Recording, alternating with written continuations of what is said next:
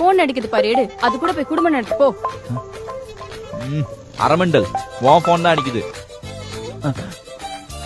ஒட்டு கட்டிட்டு இருக்கியா? இந்த பழக்கம் எப்பத்துல இருந்து? குழந்தை போன் மாதிரி கேட்டுச்சு. ஆமா, என் குழந்தைதான். முத்தமே கொடுக்கல, அதுக்குள்ள குழந்தை. இப்படி ஏதாச்சும் பேசி என்ன சமாளிச்சிரு.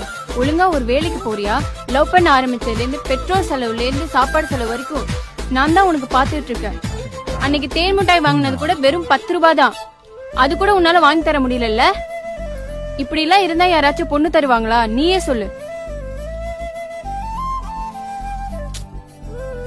சரி, சாரி. என்ன தேன் மிட்டாய் என்ன குறைச்சலா போச்சா உங்களுக்கு? அன்னைக்கு வாங்கி கொடுத்த மட்டும் நீ தானே பாய்த்துன. அப்ப நினைச்சிச்சல உனக்கு. நேத்தி பருப்பி கொடுத்தப்ப நீ தான் வாங்கின. இப்போ வந்து போறோம்னா நான் என்ன பண்றது?